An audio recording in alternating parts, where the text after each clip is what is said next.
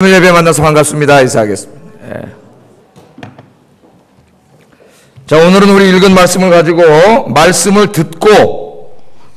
듣고 행하는 자가 되라, 그런 주제로 말씀을 전하겠습니다. 그러니까 말씀을 듣는 게 먼저고, 그 다음에 들은 다음에는 어떻게 하라는 거예요? 말씀대로 살아라, 그런 주제입니다. 신앙생활은 어떻게 하는 겁니까, 여러분? 오늘부터 내가 참 신앙생활 한번 내 마음대로 한번, 마음 내키는 대로 한번 참 신나게 한번 해보겠다. 올바른 태도 같아요? 아닌 것 같아요? 참 한번 정말 내 마음 내키는 대로 한번 신앙생활 해보겠다. 굉장히 좋게 들리는 것 같은데 상당히 위험합니다. 신앙생활은 내 마음대로, 내 기분 내키는 대로 하는 것이 아니고 하나님의 말씀대로 하는 거예요. 하나님의 말씀에 순종하는 게 신앙생활이에요. 근데 잘못 생각해가지고 인간의 열심이 앞서서 하나님의 뜻과 하나님의 생각은 제쳐놓고 내 생각대로, 내 마음대로, 내 기분은 내키는 대로, 그러면 큰일 납니다. 큰일 나요. 신앙생활은 하나님의 말씀이 무엇인가를 잘 듣고 그 뜻을 알아서 그 말씀대로 사는 거예요. 말씀대로 사는 것, 그게 신앙생활입니다. 그래서 성경을 보면은 제일 처음에 모세 오경이 나오죠. 창세기 나오고 아브라함을 택해서 그 후손으로 이스라엘 백성들을 이루신 다음에 하나님께서 이제 율법의 말씀을 주시잖아요. 그 말씀을 주시는데 특별히 그 이제 출애굽 1세대들은 광야에서 죄 짓고 다 죽고, 그 자녀 세대들이 이제 약속의 땅 가나안에 들어가서 새로운 역사를 시작하려고 하기 바로 직전에 모압 평지에다가 하나님께서 이스라엘 그 출애굽 2세대를 다 모았습니다. 모아놓고 모세를 통해서 하나님의 말씀을 전하시는데, 그 말씀이 그 유명한 들으라 이스라엘아 라고 시작되는 쉐마 말씀이에요. 쉐마, 들으라 이스라엘아. 쉐마는 듣는다는 말이에요. 들으라 이스라엘아. 하나님의 말씀을 어떻게 하라는 거예요?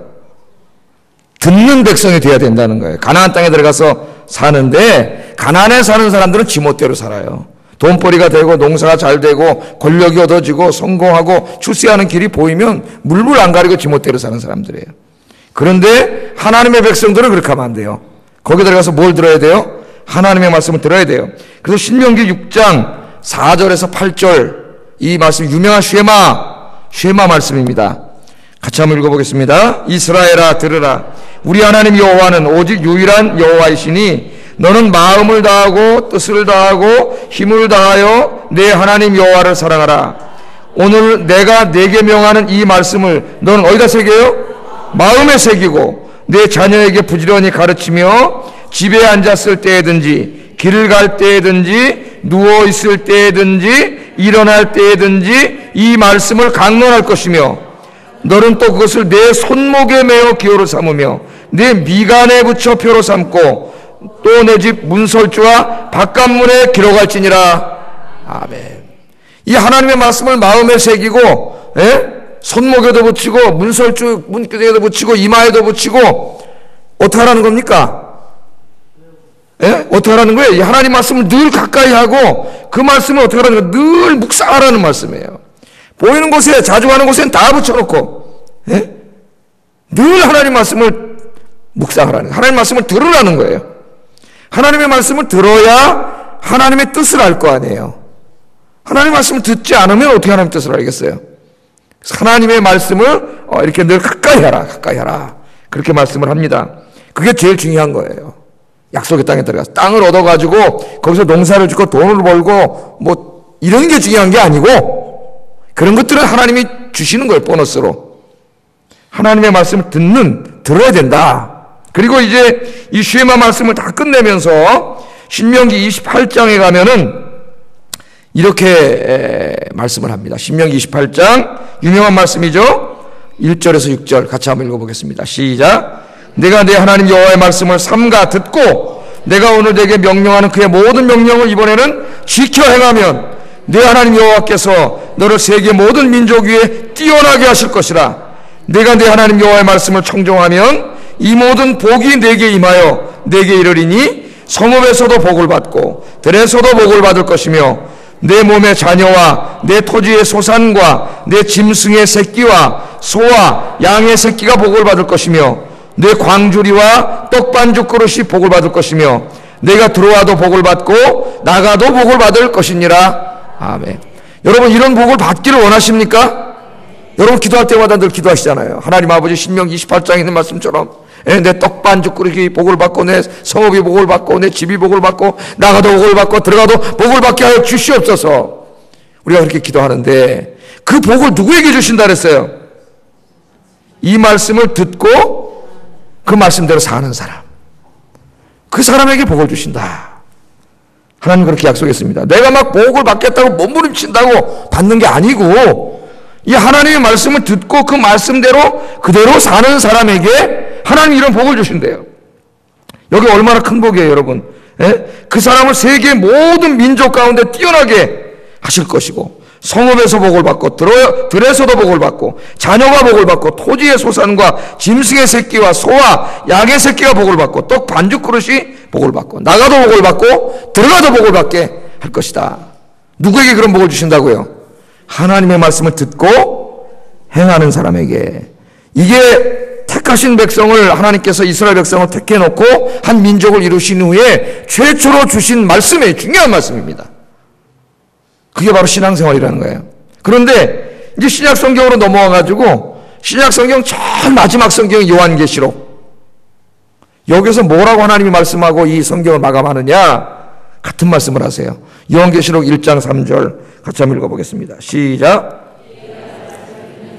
듣는 자와 그 가운데 기록한 것을 지키는 자는 복이 있나니 때가 가까움이니라. 이제 신약 성경을 다 마무리하면서 그 마지막 성경을 시작할 때에 하나님이 사도 요한을 통해서 어떤 말씀을 하십니까? 이 예언의 말씀을 읽는 자, 듣는 자, 지금 여러분 듣고 있죠? 이 듣는 자와 거기서 끝나지 않고 그 기록된 말씀을 지키는 자, 그러니까 말씀을 듣는 일과 그 들은 말씀대로 사는 사람, 그 사람이 어떤 사람이라고요? 복이 있는 사람이다. 하나님이 그 사람에게 복을 준다. 이렇게 성경이 맞춰지고 있어요. 그러니까 성경의 시작이 하나님의 말씀을 듣고 행하는 자에게 복을 준다고 시작하고, 성경을 마치면서 또 이 말씀을 또 하고 있습니다. 이 말씀을 듣고 말씀대로 사는 사람에게 하나님이 복을 주신다. 그런 말씀을 여기 하고 있습니다. 오늘 여러분이 설교를 듣는 중에 하나님의 말씀을 듣고 듣는 일에 힘쓰고 또 그 말씀대로 사는 일에 힘쓰기로 다짐하는 여러분 되기를 주의 이름으로 축복합니다. 오늘 우리 야고보서가 바로 그 말씀을 강조하고 있기 때문에 제가 한번 성경 66권은 전체적으로 서론해서 핵심이 뭔가, 신앙생활의 핵심이 그 말씀을 드렸어요. 자, 오늘도 보면은 21절 지난주에 공부한 말씀인데 상반절에 보면은 하나님의 말씀을 어떻게 하랬어요? 온유함으로 받으라. 그렇게 말씀했죠. 하나님의 말씀을 우리 분노에 대해서 가르칠 때 분노를 어떻게 해결하느냐? 하나님의 말씀을 받고 그 말씀대로 살면 분노가 해결된다 했잖아요. 이 하나님의 말씀을 온유함으로 받으라. 그렇게 말씀을 합니다. 하나님의 말씀을 온유함으로 받으라는 말씀은 하나님의 말씀을 듣는 자세와 습관을 이야기해요. 단 한 번의 이례적인 어떤 동작을 의미하는 게 아니고 계속해서 내가 하나님의 말씀을 어떻게 하는가? 듣는 자세와 습관. 여러분이 지금 여기 와서 예배를 드리고 계신데 여기 있는 사람들이 하나님의 말씀을 듣는 자세와 습관이 다 다릅니다. 이게 여러분이 오랫동안 신앙생활을 해오고 설교를 들으면서 그게 좋은 습관이든 나쁜 습관이든 하나님의 말씀을 듣는 어떤 습관과 자세가 이미 여러분 형성되어 있다고요. 여러분에게. 그런데 하나님의 말씀을 들을 때에 이 악한 영이 역사해가지고 이 하나님의 말씀에 집중하지 못하게 합니다. 집중하지 못하게. 잘 여러분 들으셔야 돼요. 그 하나님의 말씀을 진지하게 듣지도 못하게 해요. 한 귀로 듣고 한 귀로 흘려버립니다. 그 잘 들어오지도 않습니다. 또 다른 생각하고 있고, 이게 다른 거 하고 있고, 집중하지도 못하고, 이렇게 하는 거예요. 근데 이게 말이죠, 여러분. 한 번, 두 번 그렇게 예배 습관이 되면, 그렇게 말씀을 듣다 보면은 금방 습관이 돼요. 그래서 그다음부터 예배에 와서 앉아 있는데 하나님 말씀이 들리지 않아요. 그러니까 중요한 거는 내가 한 번, 두 번 집중하지 못했다. 그게 중요한 게 아닙니다, 여러분. 한 번, 두 번 하면서 마귀는 어떻게 해요? 그 사람이 하나님 말씀을 들을 때마다 그렇게 듣게 해요. 계속 하나님 말씀 듣는데 하나도 못 들어. 딴 거 하고, 딴 생각하고, 부산하고, 집중하지 못하고, 이쪽 귀로 듣고, 이쪽 귀로 흘리고, 예배 끝나고 나갔는데 오늘 뭐 설교했는지 아무것도 모르고, 항상 이렇게 하나님 말씀을 건성으로 듣고, 그렇게 한단 말이에요. 마귀가. 여기 뭐라 하느냐면, 하나님의 말씀을 온유함으로 받으라 그랬어요. 온유함으로. 지난 시간에 온유함으로 받으라는 말 제가 설교를 했는데, 이 직역을 하면은 하나님의 말씀을 이렇게 꽉 끌어안으라는 말씀입니다. 지금 하나님의 말씀이 선포되잖아요. 우리 저기 유아방도 유아방에 이제 아기들이 왔다 갔다 해가지고 유아방에 들어간 분들이 예배 집중이 안 돼요. 그래서 우리가 주일날은 영화부를 만들어가지고 영유아부를 아기를 봐주고 엄마가 예배를 드리게 합니다. 그래서 1부나 2부 예배를 드리게 그렇게 했어요. 안 그러면은 아기 클 때까지 그렇게 예배를 드리다가 아기가 크면은 설교를 그렇게 듣는 게 습관이 돼가지고 예배를 잘 못 드려요. 답답해서. 그 다음 신앙이 다 무너져 버리는 거예요. 아기 낳고 다 무너져 버려요. 조심하지 않으면 아기 낳고 믿음이 다 무너져 버려요. 그래서 비록 저기 지금 유아방에 있더라도 집중을 해야 돼. 딴 데 쳐다보지 말고 아기들 놀라고 내버려두세요. 그냥 집중을 하세요. 집중. 이 온유함으로 말씀을 받으라는 것, 하나님의 말씀을 끌어안으라는 말씀이에요. 하나님의 말씀을 들을 때 한 말씀 한 말씀을 가슴으로 새기고, 지금 그게 나에게 하시는 말씀으로 받고 아멘으로 화답하라는 거예요. 한 말씀 한 말씀을 안 놓치려고 그 말씀을 나의 말씀으로 받고 진지하게 받고 그 말씀을 아멘으로 화답하고, 이 선포되는 모든 말씀이 다 나에게 하시는 말씀이구나. 여러분, 그게 은혜인 줄로 믿습니다. 나에게 하는 말씀으로 들어야 돼요. 그렇게 말씀을 듣는 것이 어떻게 되게 하라는 거예요? 습관이 되게 하라는 거예요. 습관이. 늘 예배 와서 설교를 들을 때에 목사님에게 집중하고 말씀을 듣고 그 말씀 하나를 새기고 한 말씀 한 말씀을 가슴에 새기면서 진지하게 들으면서 아멘으로 화답하는 그런 것이 습관이 되게 하라는 거예요. 습관이. 그러니까 여러분 이미 딱 습관이 돼 있어요. 둘로. 여기에. 이 불행한 습관이 들면 안 됩니다. 온유한 말씀으로, 마음으로, 겸손한 마음으로 하나님의 말씀을 나의 말씀으로 늘 듣는 것이 습관이 되는 여러분 되기를 주의 이름으로 축복합니다. 그러면 얼마나 그 사람이 여러분 복되고 은혜가 되겠어요? 예배 시간마다 하나님의 말씀을 듣고 영혼이 살찌고 범사가 잘 되고 복을 받고, 하나님이 그런 사람 복을 주신다 그랬어요. 복을 주신다고. 여러분이 은혜를 받는 사람은 말씀이 참 잘 들립니다. 그래서 설교 시간에 하는 말씀이 다 나에게 하는 말씀으로 들려요. 다 나에게 하는 말씀으로. 하나님의 말씀이 선포되는데 책망의 말씀이 선포될 때가 있어요. 우리 지난번에 이사야서 강의할 때는 참 죄에 대해서 책망하는 말씀이 많았지 않습니까? 그때는 어떻게 해요? 이게 잘못 습관이 된 사람은 듣기 싫은 거 안 들어요. 자기에게 좀 불리하거나 자기 잘못된 부분을 지적하는 말씀은 안 들어. 그런 말씀은. 단청거리고 있어요. 책망의 말씀이 선포되면 그 말씀을 통해 자신의 죄와 허물들, 부족한 모습들이 보이잖아요.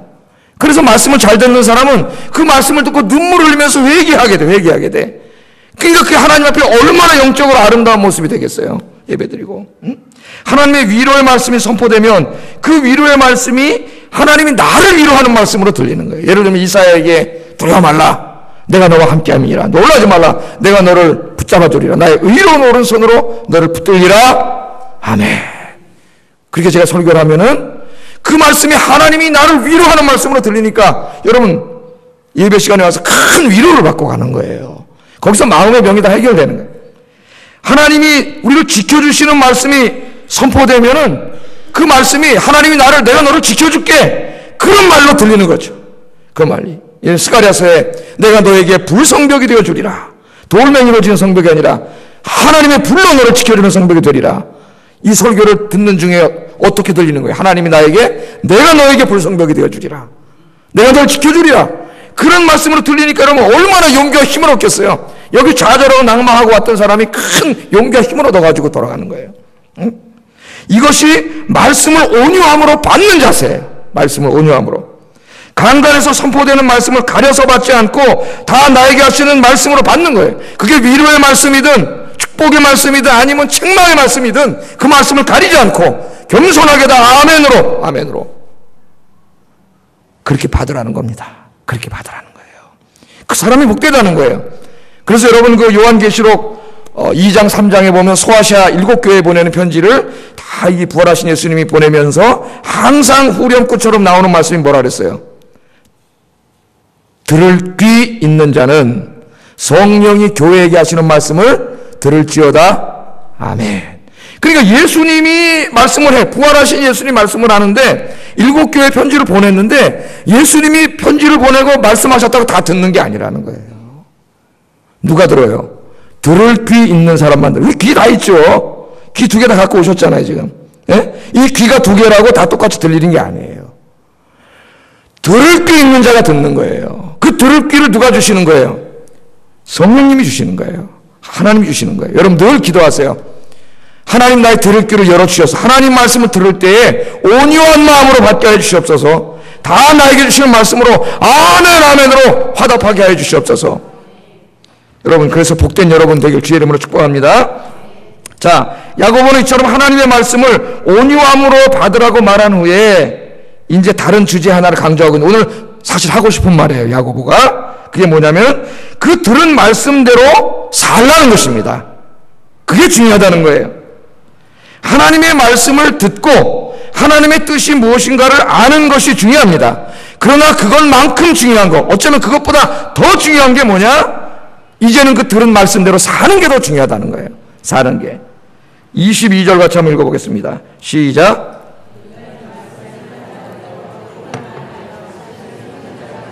아멘. 여기 뭐라 그래요? 너희는 말씀을 행하는 자가 되고 듣기만 하여 자신을 속이는 자가 되지 말라. 그러니까 말씀을 행하는 자가 돼야지 듣기만 하고 행하지 않아서 자기를 속이는 자가 되지 말라, 그런 말씀이죠.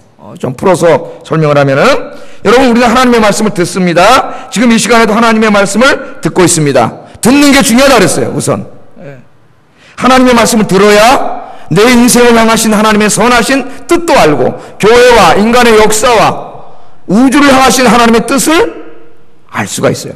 하나님이 어떤 분인지도 알 수 있어요. 하나님이 무엇을 원하시는지도 알 수 있어요. 하나님이 뭘 싫어하시고 무엇을 기뻐하시는지도 하나님의 말씀을 들어야 알 수 있어요. 그러나 하나님의 말씀을 듣고 하나님의 말씀에 대한 지식을 가졌다고 해서 자동적으로 훌륭한 신앙인이 되는 것은 아닙니다. 별개의 일이에요. 그렇게 생각한다면 그건 자신을 속이는 거라는 거예요. 자신을 속이는 거예요. 왜냐하면 믿음이 없는 사람도 성경 지식을 많이 가질 수 있습니다. 예? 성경 지식 많이 가질 수 있어요. 여러분 신학자 중에서 예수 안 믿는 신학자가 많아요. 지금 서구 신학자가. 예수 안 믿어요. 그냥 고대 종교로서 이 성경을 연구하는데 성경 지식이 막 엄청나죠. 성경 지식이. 그러나 믿음이 없어요. 그러니까 하나님의 뜻을 아는 것은 중요하지만 아는 것만 가지고는 그 사람 경건한 사람이 될 수가 없어요. 어떤 사람이 돼야 돼요? 행하는 사람이 돼야 돼요. 그 말씀대로 사는 사람이 될 때 그 지식이 완전해지는 거예요. 여러분 왜 우리가 하나님의 말씀을 들어야 됩니까? 우리가 왜 하나님의 말씀을 알아야 됩니까? 지식을 쌓기 위해서가 아니에요. 물론 그것도 어느 정도 중요한 것이에요. 그게 궁극적인 목적이 아니라는 거예요. 제가 성경 공부 가르칠 때 늘 고민이 있습니다. 신학적인 지식, 성경적인 지식, 어떤 고대 역사와 그런 문화적인 지식, 언어적인 지식을 쫙 가르치고 싶은 마음이 있어요. 신학교처럼. 그런데 한편으로 이런 마음이 듭니다. 그걸 가르쳐서 뭐 하겠는가 이거예요. 그것만 가르쳐서 뭐 하겠는가요? 성경 공부의 궁극적인 목적이 뭔가 이거 고민을 한단 말이죠. 궁극적인 목적은 뭐예요? 그 사람을 변화시키는 거예요. 그 사람이 하나님의 말씀대로 살게 만드는 거예요. 그래서 저는 성경 공부의 이 뒷부분을 상당히 중요하게 생각합니다. 뒷부분을. 하나님의 말씀대로 살지 않으면은 하나님의 말씀을 아는 것은 아무 소용이 없어요. 오히려 알고도 행하지 않으면 하나님께 더 큰 책망을 받습니다. 그러니까 우리는 하나님의 말씀을 열심히 들어서 하나님의 뜻을 알아야 하고, 그게 필요 없다는 게 아니에요. 하나님 뜻을 모르면 어떻게 해? 뭘 행해요? 그걸 알아야 하고 그 다음에 그 배운 말씀대로 사는 게 중요하다는 거예요. 사는 게. 그래서 오늘 야고보가 참 재미있는 비유로 설명을 해요. 하나님의 말씀을 열심히 들었어요. 오늘 와서 들었는데 그 들은 말씀대로 살지 않아. 듣기는 들어요. 그래서 성경 지식도 많고 신학 지식도 있고 이것저것 머리는 커졌어요. 그런데 그 말씀대로 사는 일에 관심이 없어. 그런 사람은 어떤 사람과 같은가? 그 재밌는 비유를 듭니다. 어떤 사람과 같냐면은 거울을 봤어요. 이렇게 거울을 보면 여러분 얼굴이 모습이 비치잖아요. 그리고 거울을 내려놨어요. 돌아서 나갔어요. 그리고 금방 자기 얼굴이 어떻게 뭐가 묻었는지를 잊어버린 사람과 같다는 거예요. 23절 24절 한번 읽어보겠습니다. 시작.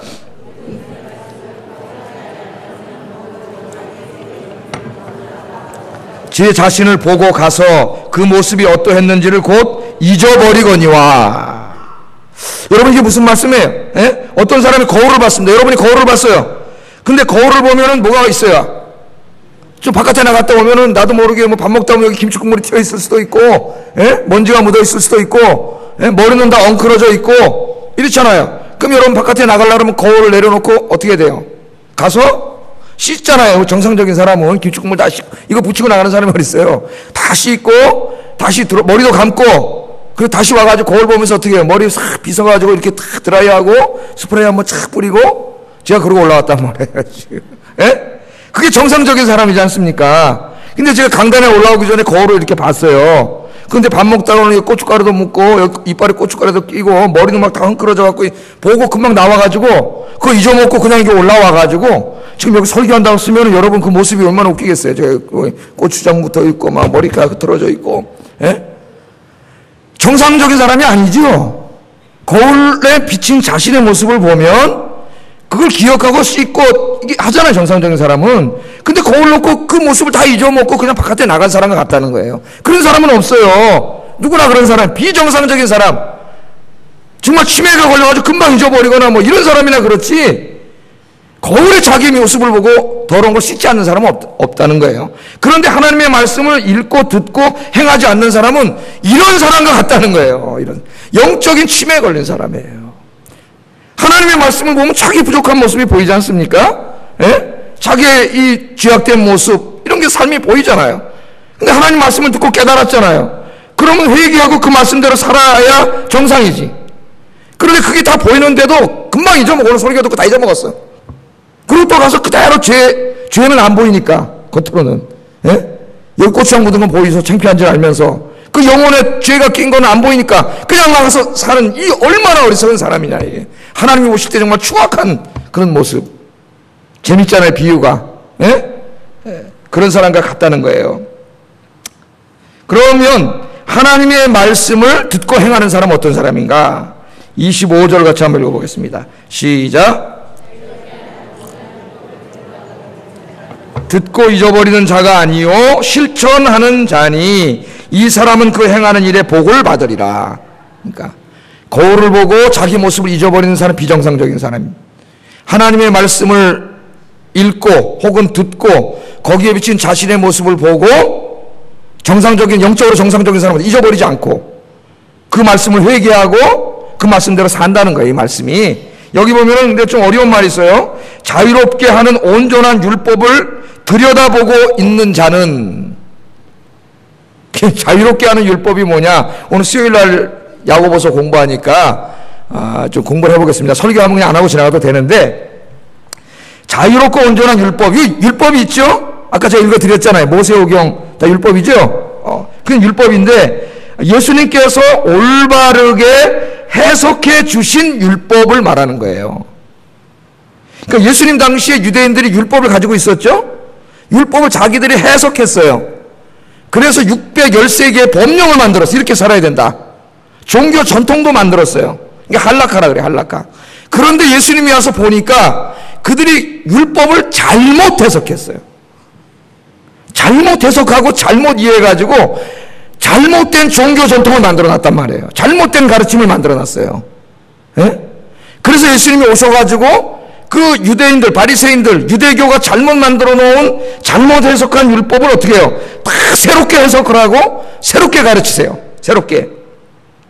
특별히 여러분 이 공관복음서를 읽으면 복음서가 다 그런 내용인데 특별히 그 마태복음 5장을 읽으면 산상설교에서 6개 반제가 나옵니다. 6개 반제. 너희들은 옛말에 너희들의 전통에 의하면 이렇게 말하였으나 나는 이렇게 말한다. 유대인들의 잘못된, 유대교의 잘못된 율법 해석을 대표적인 거 6개로 예수님 말씀하시면서 그걸 다 새롭게 해석하세요. 이거 5장에 나오죠? 마태복음 5장에. 그 중에 제일 대표적인 거 하나만 얘기하면은 그게 뭐 이웃사랑에 관한 말씀이에요. 이웃사랑. 마태복음 5장 43절, 44절 예수님 이렇게 말씀하셨습니다. 같이 읽어보겠어요. 시작.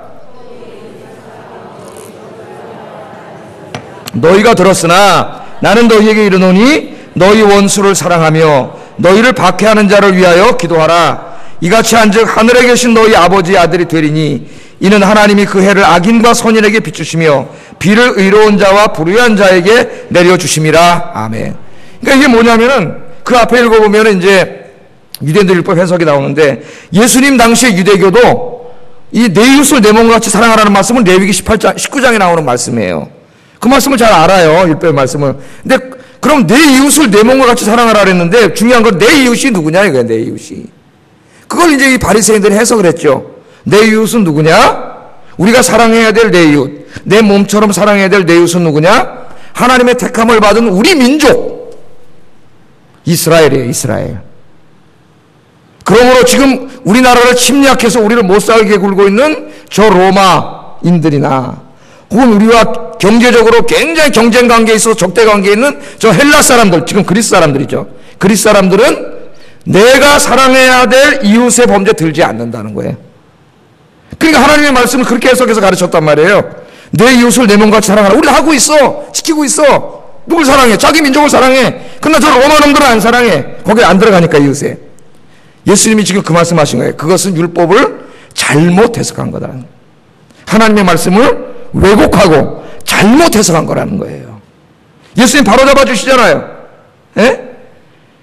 레위기 19장에 말하는 내 이웃은 니네 민족만을 의미하는 것이 아니라 지금 너희를 정치적으로 억압하고 있는 로마인들도 해당되고 너희와 경제적으로 적대적인 관계 있는 저 헬라인들도 해당되고 너희가 원수로 여기고 있는 저 사람들까지도 다 어디에 포함된다는 거예요?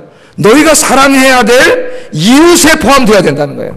그러므로 너희는 지금 레위기 19장의 말씀을 지키지 않고 있다. 지들은 잘 지키고 있는지 아는데 예수님이 그렇게 지적을 해주시죠. 그게 이 지금 마태복음에 있는 바로 이 말씀. 이게 뭐예요? 율법에 대한 잘못된 해석을 예수님께서 바로 잡아주시는 거예요. 바르게 해석해 주시는 거예요. 이게 지금 여기 야고보에서 말씀하는 자유롭게 하는 온전한 율법. 바리새인들이 해석한 건 온전한 율법이 아니에요. 예수님이 해석하신 그 온전한 율법이에요. 그 온전한 율법에 대해서 지금 말씀을 하고 있습니다. 우리에게 적용하면은 간단하게 말하면 성경 66권 말씀이에요. 성경 66권 말씀. 이 야고보서를 이제 여러분이 혼자 읽을 때 이 말씀이 무슨 말인지 이해가 안 되기 때문에 제가 말씀을 가르쳐 드렸습니다. 바리새인들의 잘못된 전통, 잘못된 해석을 한 율법이 아니고 그 율법의 원래 의도, 하나님이 주신 율법의 본래적인 의미, 예수님이 가르쳐 주시고 해석하신 그 말씀, 바로 그 말씀이에요. 그러니까 우리는 뭐 복잡하게 생각할 거 없어요.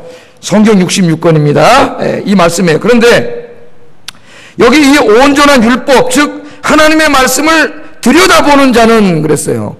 말씀을, 이 온전한 율법을 들여다보는 자는, 읽는 자는 그래야 되는데 보는 자는 그랬습니다. 또는 듣는 자는 그래야 되는데 말씀에 의하면. 왜냐하면은 앞에 지금 어떤 비유를 했어요. 하나님 말씀을 듣고 행하지 않는 자는 거울을 보는 것에다 비유를 했기 때문에 이 문학적인 대꾸를 이루기 위해서 본다는 동사를 사용했어요. 본다. 그러니까 다시 말하면 하나님의 말씀을 읽고 듣는 자예요. 듣는 자. 본다는 말은 여러분처럼 지금 듣는 자예요. 하나님의 말씀을 듣고 이 듣는 자들, 그런 말씀입니다. 자, 여러분, 말씀의 거울 앞에 여러분이 섰습니다. 말씀을 듣습니다. 말씀은 거울과 같아요. 그 말씀을 듣고 여러분이 읽으면 그 말씀 속에 여러분의 모습이 비춰져요. 그렇죠? 말씀 속에 여러분의 모습이 비춰져요. 그래서 이 하나님의 말씀의 거울 앞에 서면 자신의 죄와 허물이 보입니다. 하나님의 말씀대로 살지 못한 부끄러운 모습들이 보입니다. 하나님을 신뢰하지 못했던 불신앙적인 모습들이 보이기 시작합니다. 너무 부끄럽습니다. 너무 부끄러워요. 말씀의 거울을 보기까지는 자기가 이러한 자인지를 몰랐어요. 여러분, 거울을 보기 전까지는 모르잖아요, 뭐가 묻어있는지. 예? 그런데 말씀의 거울을 보니까 내가 이렇게 신앙적으로 형편없는 사람이라는 게 보였단 말이에요. 보였어. 그런데 이 말씀을 듣고 믿음 있는 사람은 이걸 잊어버리지 않아요. 아까 거울을 보고 자기 얼굴을 잊어버리는 사람처럼 잊어버리지 않아요. 자기의 그 부끄러운 모습을 기억하고 어떻게 한다는 거예요? 하나님 앞에 가서 철저히 회개하고 하나님이 주신 말씀대로 실천하려고 노력하는 사람이다. 노력하는 사람이다. 그런 말씀을 하고 있습니다. 예를 들어 보겠습니다. 여러분, 다른 사람을 미워하던 사람이 있었다고 한번 생각합니다. 내가 다른 사람 미워하는 마음이 있어요. 그런데 말씀의 거울 앞에 섰습니다. 그럼 어떻게 돼요? 자신의 분노와 용서하지 못한 모습이 보여요. 하나님이 원수를 사랑하라 그랬는데 자기 못 사랑하고 있잖아요. 그럼 어떻게 되는 거예요? 내가 잘못 살고 있구나.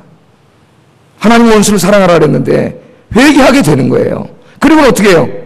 원수를 사랑하라 그랬으니까 그 말씀대로 살려고 몸부림치는 거예요. 몸부림치는 거예요. 다른 사람을 비방하고 험담하면서 내가 살았다고 한번 생각해 보세요. 그런데 말씀의 거울 앞에 섰습니다. 하나님이 남을 비방하고 험담하지 말라고 말씀하세요. 그러면 자신의 부끄러운 죄악의 모습이 드러나잖아요. 그럼 어떻게 돼요?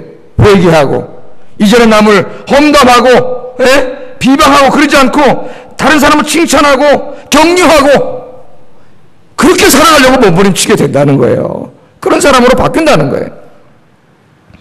또 한번 예를 들어볼까요? 우리 많은 예를 들 수 있어요.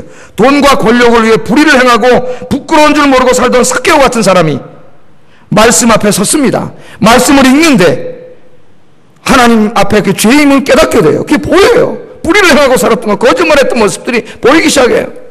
그럼 어떻게 돼요? 회개하게 되는 거예요. 그리고 이제는 아무리 돈이 벌리고 성공하고 출세하는 길이라도 그런 불의한 행동을 하지 않는 거예요. 손해보더라도 바꿀모 죽더라도 하나님의 말씀대로 사는 거예요. 하나님보다 세상의 돈과 권력과 성공과 출세를 더 사랑하던 사람이 있다고 생각해 보세요. 말씀을 읽습니다. 말씀을 읽다 보니까 내 마음을 다하고 목숨을 다하고 힘을 다하고 뜻을 다하고 주 너의 하나님을 사랑하고 내 이웃을 내 몸과 같이 사랑하라.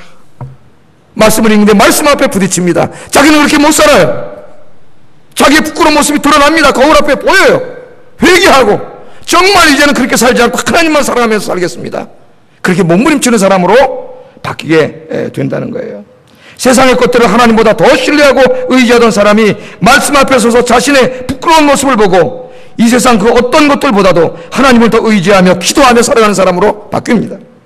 자신만을 위해 돈을 벌고 모으고 쓰며 살던 사람이 말씀 앞에서 자신의 부끄러운 모습을 보고 회개하고 하나님과 이웃을 위해 자기의 가진 것들을 나누어주고 하나님께 드리며 살아가려고 몸부림치는 사람으로 바뀌게 된다는 겁니다. 정상적인 그리스도인이라면 이처럼 하나님의 말씀을 읽고 자신의 부끄럽고 부족한 모습을 뚜렷하게 기억하고 회개하고 하나님의 말씀을 실천하면서 살아간다.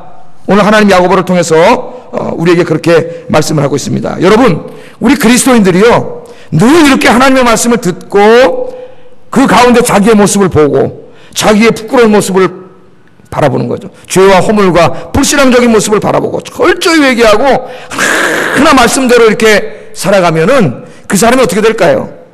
점점 조금씩 어떻게 될까요? 변화됩니다. 변화. 그 사람의 품성과 인격이 변화돼요. 변화돼서 누구를 닮아가냐면은 예수님의 품성과 예수님의 인격을 닮은 사람으로 변해가요. 그래서 우리가 그런 사람과 이렇게 사귀면 그 사람의 품성과 인격이 아주 정말 대단한 존경할 만한 사람으로 이렇게 변화간다는 거예요. 그래서 작은 예수가 되는데 사도 바울이 그것을 성령의 열매로 우리에게 설명을 합니다. 갈라디아서 5장 22절 23절 한번 읽어보겠습니다. 시작.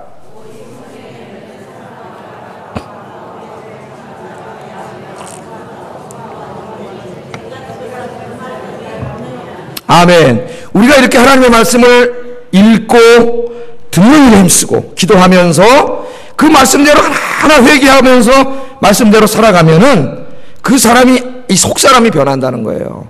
그래서 이 안에 뭐가 맺혀요? 성령의 열매가 맺혀요. 근데 그 성령의 열매는 9가지 품성으로 나타나요. 9가지 품성으로.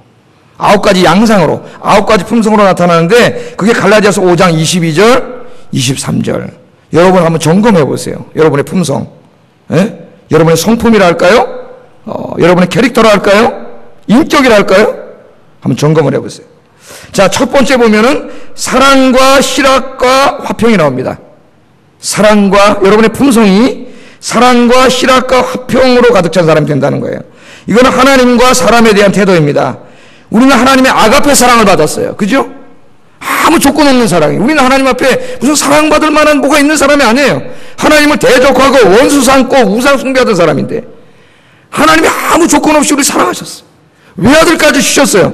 무조건적으로 사랑해 주셨어요. 그게 아가페 사랑이에요. 그게 지금 여기의 사랑이에요. 여기의 사랑. 그러므로 정말 우리가 그리스도의 품성이 안에 생긴 사람은 어떻게 하는 거예요? 하나님은 우리를 아가페 사랑한 것처럼 우리도 어떤 사람이 돼요? 다른 사람을 아가페 사랑하는 사람이 되는 거예요. 사랑이 풍성한 사람. 예? 사랑이 가득한 사람이 된단 말이에요. 우리 품성이. 또 그 다음에 희락이라 해서 희락은 기쁨이에요. 기쁨. 그러니까 이 그리스도는 구원받은 기쁨이 충만해야 돼요. 기쁨이. 그 기쁨이 충만하기 때문에 또 다른 사람을 어떻게 해요? 다른 사람에게 기쁨을 줘요. 여러분 어떤 사람을 만나면 우리 기분을 상하게 하는 사람이 있고 어떤 사람을 만나면 참 우리를 기쁘게 하는 사람이 있잖아요. 이 그리스도인의 품성을 가진 사람, 그리스도의 품성을 가진 사람은 이제 바뀌어야 돼요. 다른 사람을 기쁘게 하는 사람이 돼요. 그래서 여러분 다른 사람 여러분 만나가지고 난 너만 만나면 기뻐 친구가. 그런 여러분 되길 주의 이름으로 축복합니다. 기쁨을 주는 사람. 또 그 다음에 뭐예요? 화평이네. 화평. 항상 갈등을 일으키고 다투고 불화를 일으키고 이 사람은 왔다 갔다 하면 이게 싸우게 만들고 이런 사람은 마귀를 닮은 사람. 정말 이 말씀 가운데 회개하고 말씀대로 살아서 그리스도의 품성이 생긴 사람은 항상 뭐를 위해서 힘써요? 화평을 위해서. 화평을 위해서. 평화를 위해서 힘써요. 그 마음에 평강이 임했고 항상 그 사람이 가는 곳에 평화가 있어요. 화평이 있어요. 네. 갈등을 일으키는 사람은 그건 성령의 사람이 아니에요. 그 다음에 두 번째 또 세 가지가 나오는데 다른 사람들과의 관계에 관한 것입니다. 여러분이 지금 여러분 품성이, 여러분 성품이 이렇게 돼 있는지를 다 점검을 해보세요. 여기에는 뭐가 있냐면 오래 참음과 자비와 양선이 있어요. 오래 참음, 자비, 양선. 오래 참음은 화내기를 더디하며 다른 사람에 대하여 인내하며 우리에게 잘못을 행한 사람들을 용서하며 우리를 괴롭히는 사람에 대하여 기꺼이 참고 견디어주는 것을 말해요. 견디어주는. 그렇죠. 우리 지난 시간에 분노에 대해서 배웠는데 상대방을 좀 이해하려고 노력하고 오래 참아주는 거죠. 그런 게 그리스도인의 품성이에요. 성품. 우리가 그런 성품을 가져야 된다는 거예요. 또 자비. 자비는 친절함과 같은 말이에요. 친절함. 예? 그래서 다른 사람의 생각과 마음에 대해 항상 예의를 다하고 친절하고. 여러분 뭐 친절하세요? 성 마르고 있는 사람이 아니라 항상 친절하고 예의 바르고. 그 굉장히 중요해요. 그리스도는 예의 바라야 돼요. 그 다음에 또 하나 양선. 양선은 뭐예요? 선을 베푸는 거죠. 선을 베푸는 거예요. 악을 행하는 사람이 아니라 항상 우리가 다른 사람들과 만나면 선을 베풀어요. 선을 베푸는 사람이에요. 자신에게만 이기적인 생각을 갖지 않고 다른 사람들을 생각하고 배려해 주는 거죠. 아마 다른 사람을 배려하는 것이 이 성품과 인격의 가장 완성도입니다. 완성도. 그래서 가만히 어떤 사람을 보면은 말 하나 행동 하나가 참 다른 사람을 배려하는 사람이 있고 어떤 사람 말 하나 행동 하나 함부로 망하는 사람이 있어요. 참 인격이 갖춰지지 못한 거예요. 교회를 오래 다녔어도 전혀 그 안에 그리스도인의 품성이 생기지 않는 거예요. 참 신기한 것입니다. 신앙생활은 잘못한 거예요. 잘못한. 세 번째 세 가지는 자기 자신에 대한 거예요. 충성과 온유와 절제입니다. 충성은 하나님께서 우리에게 맡겨진 일들에 대해서 충성을 다하는 거예요. 충성스러운 사람이에요. 가정에서는 가장으로, 주부로서, 직장에서는 고용주로서, 근로자로서, 학생은 학생으로서 항상 자기에게 주어진 모든 일에 충성을 다하는 사람. 그러니까 정말 예수님 닮은 사람은 충실한 사람이다. 이게 게으르고 깨부리고 이런 사람이 아니라 정말 충실한 사람이에요. 충실한 사람. 그 다음에 온유한 거. 폭력과 반항과 교만에 반대되는 말입니다. 온유한 거 제가 설명하려고 여러분 아시겠죠? 마음이 혼육한 사람이에요. 온유한 사람. 마지막으로는 절제입니다. 절제. 신앙과 믿음으로 자신을 통제할 수 있는 미덕이에요. 우리의 욕구나 충동에 따라 움직이는 것이 아니라 하나님의 말씀에 따라 자신을 잘 조절할 수 있는 그런 덕목입니다. 그러므로 절제하지 못하는 소비 습관, 오락행위, 시간 낭비, TV 시청, 식사 등은 이 크리스찬의 성품을 갖추지 못한 사람들이 하는 거예요. 잘 보세요. 지금 하나님의 말씀을 늘 듣고 그 말씀 속에서 자신의 부족한 모습을 발견하고, 그래서 그것을 기억하고 늘 회개하고 그 말씀대로 살아가려고 몸부림치는 사람들에게는 이런 성령 안에서 이런 성령의 열매가 맺혀지는 이 그리스도인의 이 그리스도를 닮은 품성이, 그런 인품이, 성품이 우리 안에 맺혀지는 거예요. 그래서 여러분, 이 신앙생활이라고 하는 것, 신앙생활을 오래 하고 정말 하나님과 가까이 오랫동안 신앙생활을 할수록 무슨 방언을 하고 귀신을 쫓아내고 무슨 환상을 보고 그런 게 아니에요, 여러분. 그거 정말 무식한 성경적인 이야기도 아니고 미신에 가까운 이야기고, 정말 그 사람이 말씀 안에서, 성령 안에서, 기도 안에서 그렇게 신앙생활을 잘하면은 그 사람에게는 변화가 일어나. 변화. 그 변화는 성품의 변화예요. 그리스도인의 미덕이라고 할 수도 있습니다. 성품, 품성, 인격의 변화가 일어나는 거예요. 인격의 변화가. 우리가 이렇게 우리의 인격과 품성이 변해서 정말 사랑, 희락, 기쁨, 충성, 온유, 절제, 오래 참음, 이런 그리스도의 품성이 우리 안에 가득하면 세상 사람들 우리를 보고 깜짝 놀라는 거예요. 그리스도인은 뭔가 다르구나. 저 사람들은. 그럴 거 아니겠습니까, 여러분? 말 하나, 행동 하나 하는 게 참 예의 바르고, 다른 사람을 배려하고, 사랑이 있고, 항상 평화를 이루려고 기쁨을 주고, 다른 사람 배려하고, 오래 참아주고, 용서해주고, 여러분 그런 사람을 친구로 한번 두고 있다고 생각을 해보세요. 그래서 여러분을 통해서 여러분과 만나다가 여러분 안에 있는 예수님을 만나게 되는 역사가 일어날 줄로 믿습니다. 저는 오늘 우리 한국교회뿐만 아니라, 물론 여기는 저도 포함됩니다. 저를 빼고 얘기하는 게 아니라 전 세계 교회에 있어서 가장 큰 문제는 예수 믿는 사람들의 인격과 품성이 변화되지 않는 것입니다. 참 신기합니다, 이게. 그러니까 신앙생활이 잘못된 거예요. 잘못된 거예요. 품성과 인격이 변화되지 않는 거예요. 목사님들이 모인 곳, 장로님들이 모인 곳, 신학교 교수들이나 선교사들이 모인 곳, 가장 그리스도의 품성이 높은 사람들이 모인 건 아닙니까? 그런데 그런 곳에 가보면 정말 인격과 품성이 형편없는 사람들로 가득 차 있으면 금방 알 수 있어요. 금방. 목사가 되고 장로가 되고 신학교 교수가 되고 선교사가 되면 인격과 품성이 변해야 되는데 그렇지 못한 것이 현실입니다. 우리는 여기서 신앙생활이 무엇인가를, 신앙생활이라는 것이 무엇인가를 심각하게 지금 한번 생각해 보아야 합니다. 내가 예수 믿는다고 하는 게 뭔가를 심각하게 생각해 봐야 돼요. 하나님께서 우리를 향하여 가지고 계시는 궁극적인 목적은 구원이 아니에요, 여러분. 이거 신화를 완전히 잘못 알고 있는 거예요. 하나님이 우리를 향하여 가지고 계시는 궁극적인 목적은 구원이 아닙니다. 우리를 구원하셔서 하나님의 품성을 가진 하나님과 같은 그런 신적인 존재로 만드는 거예요. 하나님의 신성의 성품에 참여하게 하기를 원한다고 하나님 말씀하시잖아요. 베드로후서에. 우리를 구원하는 게 목적이 아니라니까요. 우리를 구원해서 하나님과 똑같은 그런 신적인 존재로 만드는 것이 하나님의 목적이에요. 하나님의 품성과 하나님의 성품과 인격을 닮은 이런 그 인격을 가진 그런 사람으로 만드는 게 하나님의 목적이에요. 그것을 신학적인 용어로 glorification, 영화라고 합니다. 영화예요. 그 우리가 여러분 이제 죽지 않습니까? 낙원에서 부활을 기다리다가 주님 재림하신 날 부활을 하잖아요. 그 부활을 하면은 그런 이런 인간의 모습이 아니에요. 그때는 하나님께서 우리를 영화롭게 하셔요. 영화롭게 하셔서 하나님과 같은 존재로. 여러분 이게 얼마나 영광입니까? 이 썩어 없어질 죄인이 하나님과 같은 그런 존재로 하나님이 바꿔주세요. 그걸 신학에서는 영화라고, 영화. 우리 인간의 최고의 완성이에요.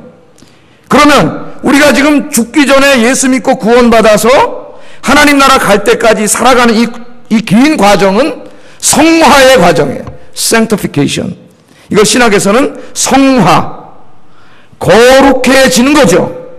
우리 거룩하지 않잖아요. 내가 예수 믿고 구원 받았어요. 내가 금방 거룩해졌나요? 아직까지 옛날 못된 성품을 다 가지고 있어요. 못된 성품을. 그런데 이제 어떻게 하는 거예요? 신앙생활을 해가면서 말씀을 듣고 읽으면서 기도하면서 그 말씀 속에 부족한 모습을 발견하고, 부끄러움을 느끼고 회개하고 말씀대로 살아가고 이렇게 몸부림치면서 어떻게 되는 거예요? 형편없는 우리의 성품과 인격이 조금씩 변화되는 거죠. 변화되어서 누구를 닮아가는 거예요? 우리 예수님, 하나님 닮아가는 거죠. 결국 예수님의 그 성품을 닮아가는 거예요. 그 예수님의 성품이 제가 아까 읽어드린 성령의 열매, 사랑과 실학과 화평과 온유와 절제와 충성, 그런 성품을 가진 사람으로 변화되어 가는 것이니까, 여러분 내가 예수 믿은 지 1년 된 사람과 10년 된 사람이 있으면 누구의 성품이 더 예수님을 닮아 있어야 돼요?